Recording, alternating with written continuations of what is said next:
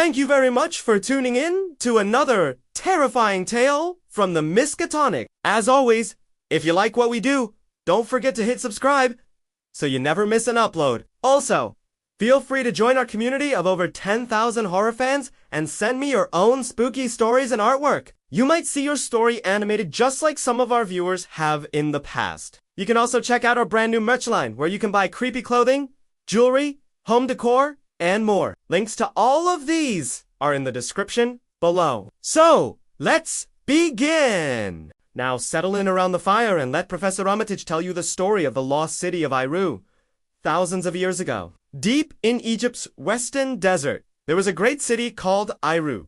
Now we know little about this place. There are no records of it written on papyrus scrolls or carved into temple walls. We think it was located somewhere between the modern cities of Cairo and Alexandria, because that S, where ancient Egyptian settlements tended to pop up. But apart from that, there is precious little information on this city's location. It's almost as if its existence has been deliberately erased from history. What we do know about Iaru comes from the writings of a few Greek historians who visited the region in the 4th century BC. These sources tell us that Iaru was a prosperous place, well known for its scholars and thinkers who apparently attracted pilgrims from across the Mediterranean. The citizens of Iaru were polytheistic, worshipping a variety of deities, yet they were united and following a supreme leader known as the Shepherd. Some believed he was a king, and others thought he was a high priest. But regardless of his title,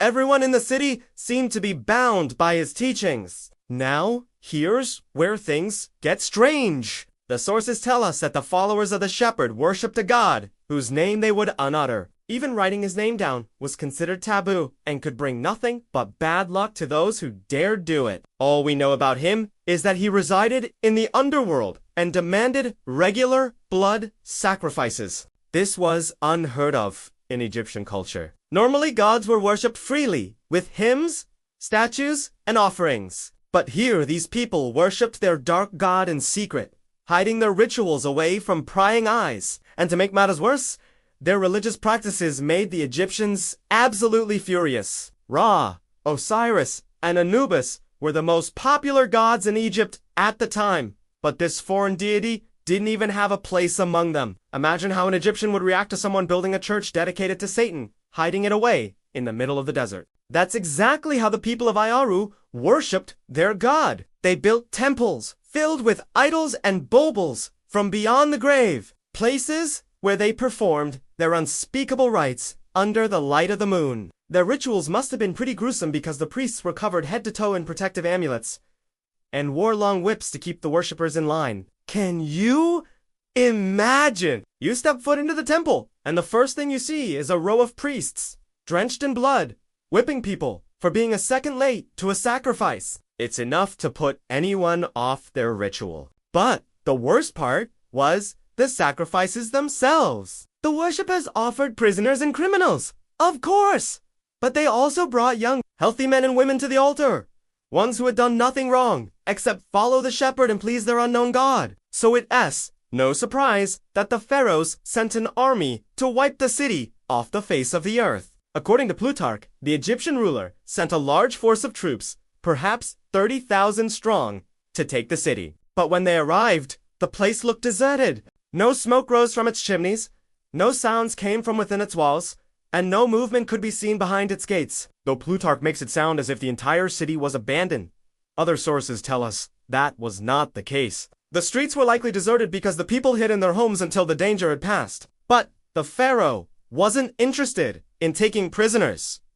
He wanted revenge. So his officers broke down the doors and took anyone they found outside to the square where they chopped off their heads and sacrificed their bodies to the gods. But this turned out to be a terrible mistake. As Plutarch tells it, on the first night of the siege, a black sandstorm rose, blocking out the sun for 3 days and burying the entire city. Under its dunes, the pharaoh's men were caught totally by surprise. They tried to flee, but the wind was too strong and the sand was too deep. No one could escape. As far as we know, every single soldier was buried alive under the sands of the desert, their bones grinding into dust. When the storm finally cleared, Iaru was gone. Literally vanished without a trace. Its walls were completely buried. Its temples were nothing but crumbled stone, and the corpses of its people were ground into the sand. The desert had swallowed everything whole. From that day forward, the Pharaoh's armies never found the city.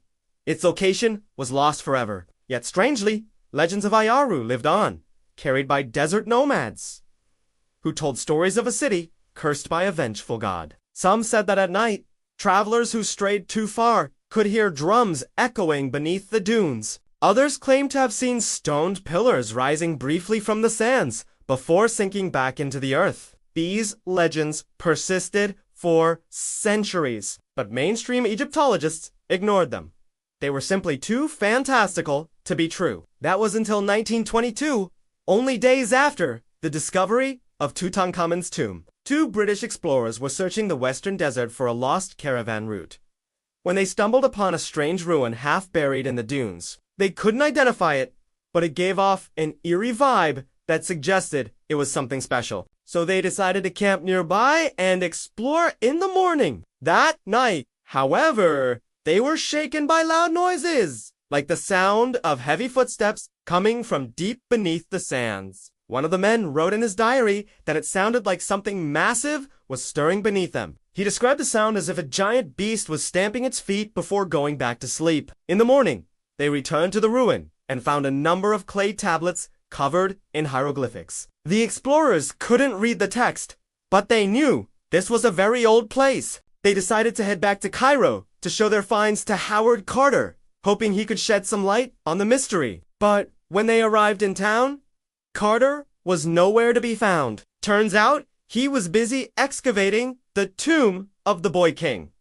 So instead, they showed their finds to Carter's cousin, an ambitious archaeologist named Edward Carter. Like Howard, Edward was eager to get his hands on some ancient artifacts. So he convinced the men to return to the site with him. It was a large expedition consisting of 12 soldiers, 2 Egyptologists, a photographer, and a doctor. Together, they spent weeks uncovering the ruins, finding more clay tablets and pieces of statuary covered in unsettling hieroglyphics. Then one night, the same noise that shook the explorers awoke the entire camp. Heavy footsteps echoed through the darkness, shaking the tents and sending the dogs into a frenzy. It was too heavy to belong to men. The soldiers panicked, thinking it was an elephant stampede, and fled into the desert. Only 4 of them returned in the morning, claiming the ground beneath them rumbled like an earthquake. By nightfall, half the team had vanished. Their tents were torn apart,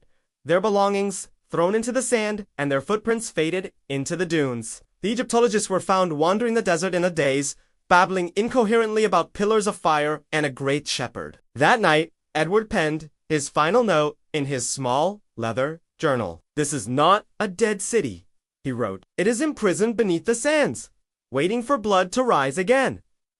He, too, disappeared without a trace. His body was never found. To this day, desert tribes warn travelers to stay away from the cursed place. They say that if you listen closely, you can still hear the drums beneath the dunes, and sometimes see stone pillars rising above the sands before sinking back into the earth. And while nobody knows for sure, they believe that Iaru never died. The city is still out there, waiting for the moment it can rise again. And with it, the forgotten god. Thank you for listening to my tale of terror from the I'm your host, and I want to personally thank some of our patrons for making these videos possible. We're now on our way to 300,000 subscribers.